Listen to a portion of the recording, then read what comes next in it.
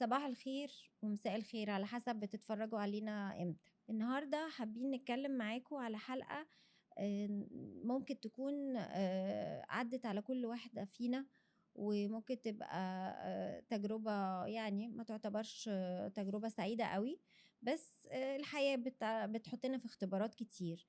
النهارده عايزين نتكلم على صاحبتي اللي وصلت لانها بقت عدوتي. ازيك يا دينا؟ ازيك يا سينا؟ الموضوع ده بيفكرني بمقولة إذا خاصم فجر.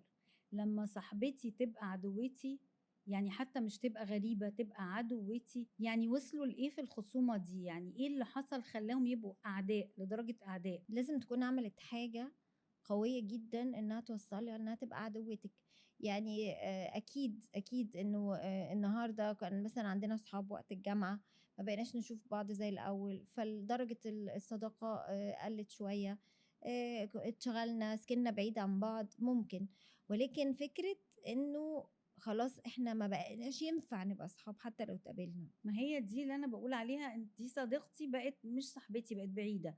لكن اللي بتبقى عدوتي يعني اللي هي لما اتخاصمنا بانت على حقيقتها، يعني ابتدت تقول أسرار، ابتدت، ما هي عدوتي، ما هي يعني ليه أنا حطيتها في ليفل عدوتي؟ لأن هي أكيد عملت حاجات خلتها تبقى عدوتي. أنا دايمًا باقعد أسأل نفسي إزاي بعد كل القُرب ده، وكل ما أعرفش بقى سنين والّا الوقت يعني اللي قضيناه سوا وبقينا قريبين أوي، ممكن نفس الشخص ده أحس بالبُعد والمسافة اللي بيننا. إزاي بعد ما كنت باجري عليها عشان أحكي لها كل حاجة، دلوقتي باجري منها ومش عايزة أشوفها عشان عايزة أتفاداها.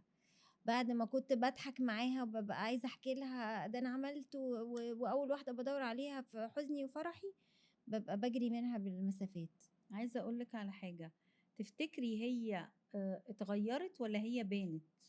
يعني أنا دايمًا باقف عند الحتّة دي، يعني صاحبتي دي اتغيّرت والّا أنا ما كنتش عارفاها؟ لمّا ابتدى يبقى في تنافس، أو لمّا شافتني stable في حياتي، أو مثلًا هي حصل لها مشاكل، ابتدى اللي جواها يطلع وأنا ما كنتش شايفاه، والّا هي اتغيّرت فعلًا؟ بُصّي، هو طبعًا أظن إنه الاتنين، وعلى حسب يعني التجربة. يعني في ناس مع الوقت بيبانوا، بدليل أمّا بيقول لِك أنتِ لازم تعاشري حد عشان تعرفيه، فده أكيد كل واحد فينا بيبيّن أحلى ما عنده في الأول، ولكن مع الوقت بيبتدي خلاص الأقنعة تنزل وبنبان على حقيقتنا. فحقيقتنا دي بقى حلوة، حاباكِ وحابة لِك الخير، والّا أنا باقارن نفسي بيكِ وعايزة أبقى أحسن منِّك أو داخلة في منافسة معاكِ. أو يعني زي ما أنتِ بتحبي تقولي إنها بتغير منّي أو منِّك. وفي اللي ساعات بتبقى هي خلاص كانت يمكن تنفع تبقى صديقة في مرحلة معيّنة، وأولوياتنا اختلفت، ظروفنا اختلفت، فما بقيناش ينفع نبقى أصحاب. بس برضه دي مش هتبقى اللي هي عدوتي يعني. أنا بس هي دي اللي باقف عندها. بس أنا عندي belief دايمًا إن من وأنا صغيرة، إنِّك لو عايزة تكتشفي حد لازم تزعليه. أول هاقول لِك، أنا لمّا بابقى عايزة أعرف ده كويس والّا وِحِش، باعرفه وهو زعلان منّي مش وهو راضي عني.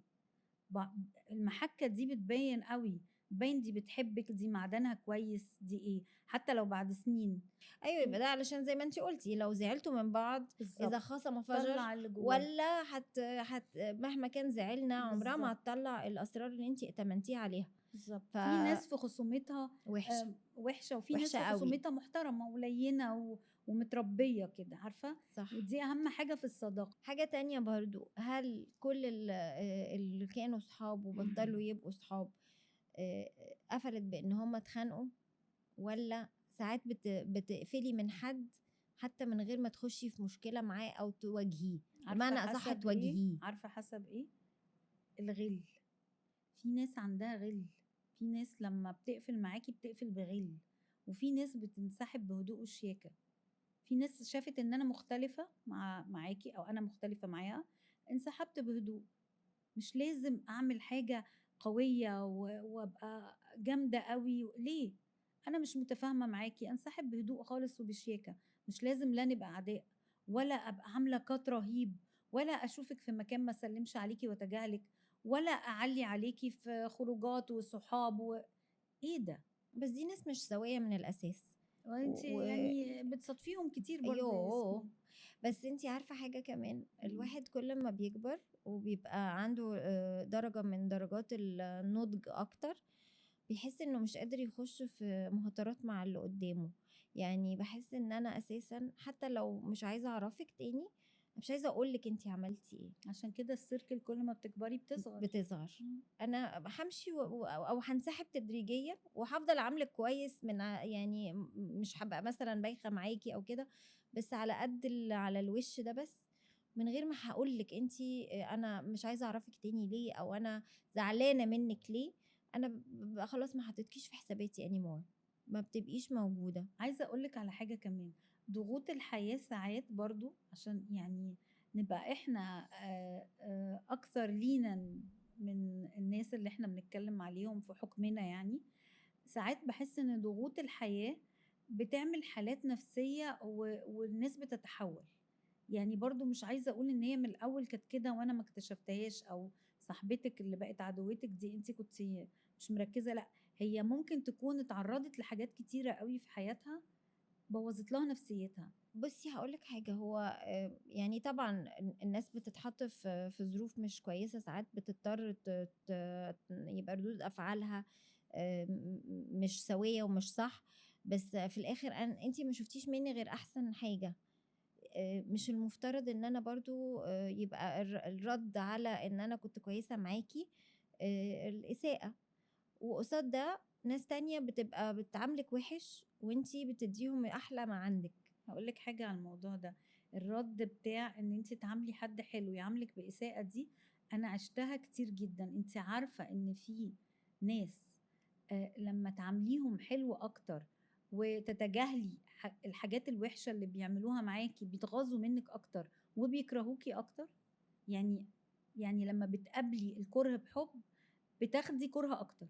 دي surprisingly يعني دي experience of life بتاعتي، ان انت لما بتتعاملي مع ناس بالحسنى وهم اساءولك وانت بتتغاضي عن الاساءة وانت شايفاها وبتعامليهم كويس بيكرهوكي اكتر وبيتغاظوا بيستفزوا منك اكتر. ازاي دي مش مركزة كمان هي طيبة كده، هي سوية كده، طب هي ليه احسن مننا، فبتبتدي تطلعي عندهم عقد اكتر. عارفة برضه ساعات الblind area اللي في شخصية الواحد، اللي هي بتبقى حاجة أنا الوحيدة اللي مش شايفاها وبقية الناس شايفينها، ممكن ده يكون سبب من أسباب التغيُّر بتاع الشخص اللي قدّامي. انه يبقى مؤذي. أيوه بالضبط، مم. أنا بدون قصد وصّلت للشخص اللي أو خلّيت الشخص اللي قدّامي وصل للي هو فيه ده، وأنا مش شايفة إن أنا سبب فيه، مع إن ما أنا هو indirectly ليّا سبب، ده برضو السيلف awareness اللي انت كنت بتتكلمي عليه في موضوع الشغل. بالضبط. وان انا درسته في لايف كوتشنج، درسته في الانياجرام. انا لما درست الحاجات دي اكتشفت ان قليل جدا مننا اللي عنده سيلف awareness بجد. يعني اللي عارف نفسه 100% وانا داخله فاكره نفسي حافظه نفسي في نقط فعلا اللي انت قلتي عليها دي مهمه جدا. البلايند اريا رهيبه، مش كل الناس قادره تتصل بنفسها في الحته دي. فبالتالي فعلا هي ممكن تكون صاحبتك دي هي مش واصل لها انها مؤذيه. ده أكيد، أكيد ما حدش بيتهيأ لي ما فيش حد بيبقى شايف نفسه مؤذي ومعترف إنه مؤذي. بالظبط، وحتى لو شاف مش فبيبقى عنده هيعترف. صح. تبرير، صح. التبرير اللي هو شايف لأ أنا على فكرة ما عملتش كده عشان أنا مم. قصدي كذا، ده هي اللي طبعا. عملت أو هو اللي عمل. في ناس ذكية جدًا وبتعملش أي خطوة من غير ما تبقى عارفة إن الخطوة دي معناها إيه، وحتى لو حبِّت تبيّن غير كده يعني. فما تحاوليش تفهّميني إن كل الناس بتبقى مثلًا مش فاكرة إنها بتغير أو مش فاكرة إنها بتقارن و بس هي بتقارن. أكيد في جزء مش هنعمم، بس في جزء بيبقى عارف هو بيعمل إيه كويس. يا ريت انتوا بقى تقولوا لنا عن تجاربكم في الكومنتس مع اصحابكم اللي بقوا اعداء او اللي لسه مستمرين معاكم.